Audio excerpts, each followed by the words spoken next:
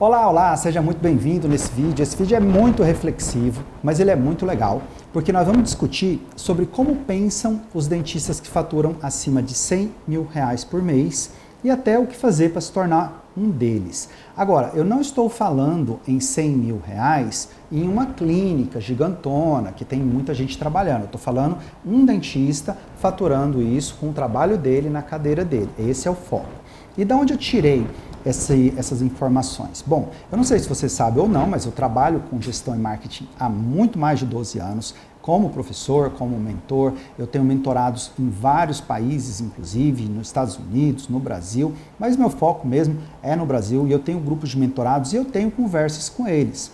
E tem dentro deles pessoas que estão acima de 100 mil e pessoas que estão ainda quase chegando nesse patamar. E eu quis trazer aquilo que é o tipo de conversa que eu tenho com esse segundo grupo, esse grupo que está acima, porque talvez ele possa te ajudar e eu acho que vai sim fazer muito bem para você. Mas deixa eu só te dar um aviso antes de continuar. Lembrando que essa série de vídeos faz parte do projeto Reorganize e ele é composto de 10 videoartigos, mais um curso completão, totalmente de graça, que você pode ter acesso aqui num botão que está ou na descrição desse vídeo, ou se você está vendo aqui dentro do website, é só procurar o campo de se cadastrar que você recebe no seu e-mail todos os dias, 8 horas da noite. Muito bem, aviso dado, espero que você se cadastre.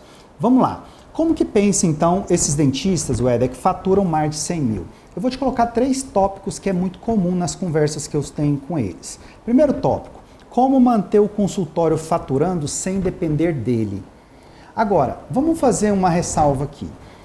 A gente não pode pensar que, vamos botar gente para trabalhar, vamos contratar. Porque a dinâmica de um consultório onde eu presto serviço e a dinâmica de uma clínica onde eu tenho outros prestadores trabalhando é totalmente diferente.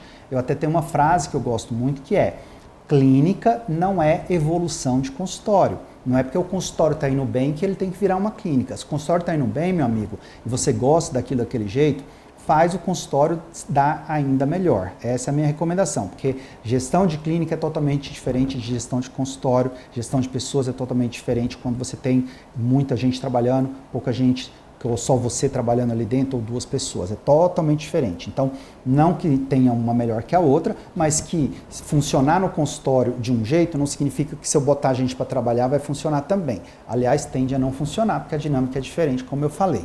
Mas ele sempre pensa isso. Como que eu mantenho o consultório faturando sem depender dele? Bom, primeira coisa é o seguinte, se você é a pessoa que presta serviço dentro do consultório, não pensa que se você não estiver lá prestando serviço, ele vai estar faturando, porque é irreal. Alguém tem que estar atendendo o paciente. Mas não quer dizer que só você tenha que fazer o consultório faturar. Porque você pode, por exemplo, e é o tipo de conversa que eu tenho com essas pessoas, com esses meus mentorados, delegar funções para as pessoas que trabalham com você, ou mesmo contratar pessoas para fazerem funções que não são tão lucrativas para você, o que te permite ainda aumentar ainda mais o seu lucro.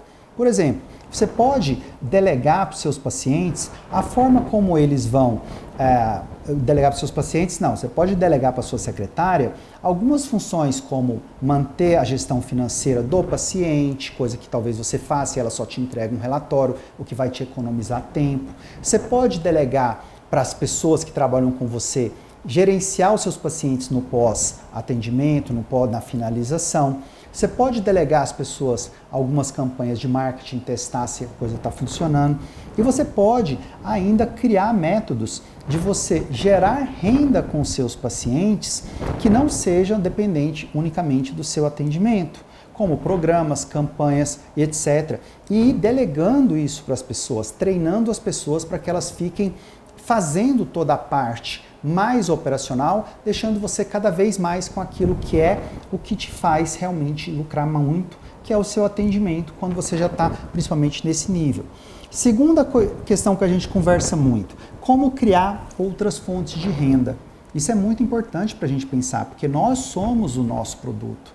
Quando a gente está ali atendendo o paciente, a gente a gente produz o serviço. A prestação de serviço é isso, é a gente estar fazendo enquanto a pessoa está recebendo aquele serviço. Não tem como eu botar uma maquininha para fazer as coisas e simplesmente o paciente está pronto, ele volta lá e busca. Não é produto que eu vendo.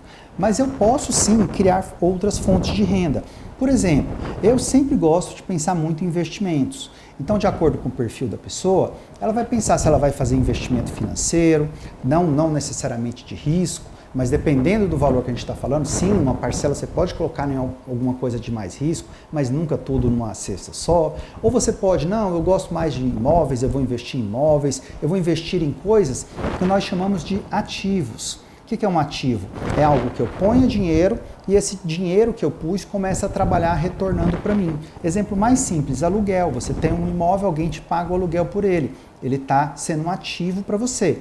Isso é uma das possibilidades, mas existem várias outras. O que realmente talvez não seja tão interessante é a gente pensar numa segunda fonte de renda onde a gente tenha que ter um segundo trabalho, que aí não é, aí é muito mais renda extra, né? Tipo, à noite eu faço tal coisa, de dia eu sou dentista, de noite eu faço outra coisa. Isso é mais renda extra, não é necessariamente você ter outras fontes de renda passiva, isso que eu gosto, renda passiva, criar isso.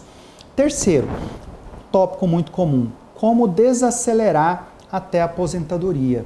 Porque de fato um dia todo mundo vai parar. De fato um dia a gente vai abandonar a cadeira, vai fazer outra coisa, vai pescar, vai viajar, ou então vai ter dificuldade. E como que a gente planeja esse desacelerar dessa forma? Eu vou te dar algumas ideias e muitas delas eu mesmo vi pessoalmente. Obviamente eu ainda não vivi isso, porque eu ainda não estou na idade de me aposentar, não quero, não pretendo, mas inclusive o meu plano para o futuro, quando eu chegar nessa fase da minha vida, que é você sair gradualmente do seu consultório, substituindo o seu consultório para uma segunda pessoa. Essa é uma possibilidade, inclusive isso é muito comum nos Estados Unidos, eu não sei se você sabe ou não, eu morei lá por 6 anos, eu atuei lá como consultor, eu cheguei a atuar como professor também em harmonização facial, dei aulas em grandes universidades lá, como a Universidade de South Florida, em Orlando também. E eu tive contato com aquele mercado e uma das coisas que eu fiquei bastante assim, entusiasmado e que realmente eu olhei e falei, cara, que legal,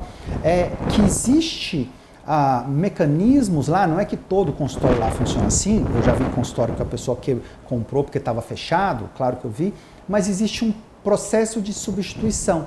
Por exemplo, eu tenho o meu consultório aqui e eu quero começar a desacelerar. Em vez de eu falar que eu vou vender o meu consultório, que também é uma possibilidade, mas secaria para mim de todo, eu posso sondar pessoas que possam me substituir daqui 5 anos, fazer um programa de longo prazo, 5 anos, 8 anos, 10 anos, e fazer essa transição lenta e gradualmente, até para sentir se aquela pessoa é realmente a pessoa que eu posso fazer essa transição. Ou seja, de fato, o que eu vou fazendo eu sei que eu vou parar algum dia. Então, em vez de eu simplesmente falar, agora eu não aguento mais trabalhar, eu faço um programa onde eu vou vendendo gradualmente aquela minha estrutura, inclusive os meus pacientes, tudo aquilo que está funcionando, para uma pessoa que vai substituir, que é chamada de partner nos Estados Unidos. Então é muito comum isso lá, a pessoa entra, começa trabalhando, e aí ela pega o ritmo, e aí ela vai comprando 10%, mais 10%,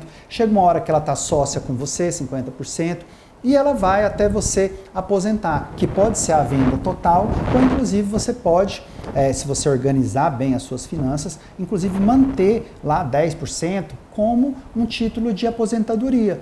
Tudo combinado, tudo em contrato e tudo de forma organizada, por exemplo, num software que você tenha controle, saiba o que está acontecendo nos números, seja real, seja uma coisa auditável, isso dá bastante segurança sim para você e funciona na prática. E pode ser uma ótima solução também para esse partner, porque às vezes você tem uma estrutura muito bem montada, um prédio bacana, um lugar, um ponto que já é conhecido, você tem uma estrutura muito boa, você já tem fluxo de paciente, isso custa muito dinheiro e muito tempo para se construir.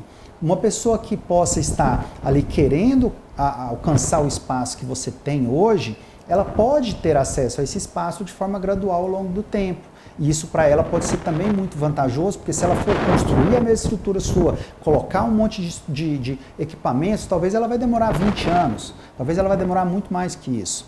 E aí tudo conversado, combinado, fica bem interessante.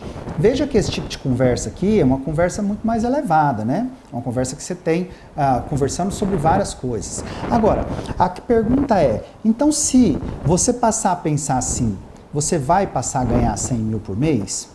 Bom, eu respondo que provavelmente sim. Provavelmente sim. Porque a questão é que esses pensamentos estão nas pessoas que ganham acima de 100 mil.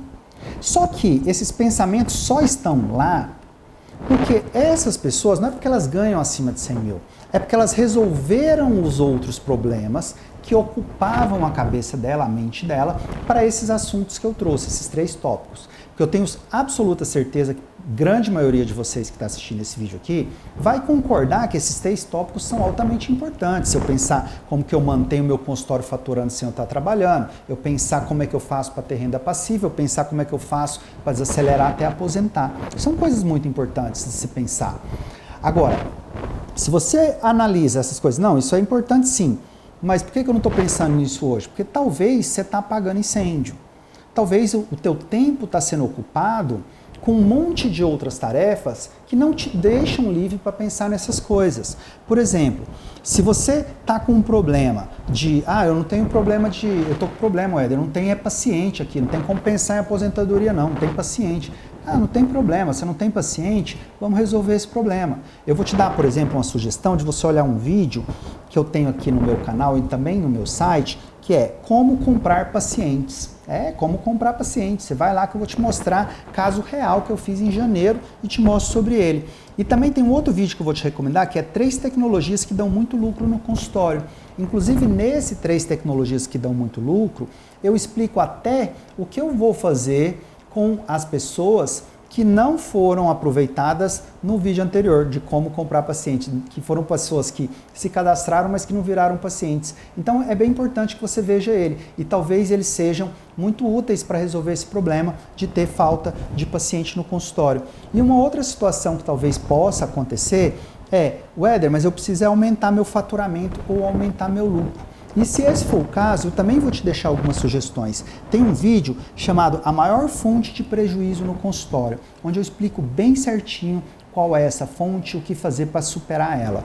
O segundo é o que está em alta e baixa na odontologia, para você entender tendências da odontologia e entender até se aquilo que você está oferecendo está sendo atrativo para o seu paciente, ou então para você tornar aquilo atrativo para o seu paciente. E o terceiro é, de novo, o mesmo vídeo que eu falei antes, 3 tecnologias que dão muito lucro no consultório, porque uma dessas tecnologias, ela impacta diretamente o aumento do faturamento. E aí isso pode passar de ser um problema para você e te dar espaço, tempo livre e segurança para você também entrar nesse grupo que está com esse pensamento mais avançado. E eu realmente desejo isso para você. Se você gostou, lembra de compartilhar, deixar o like. E se você quiser participar do projeto completo Reorganize, basta se cadastrar gratuitamente no site que você recebe todas os vídeos, artigos e também o curso completo, totalmente de graça, para você poder evoluir na sua profissão. Um beijo e fica com Deus.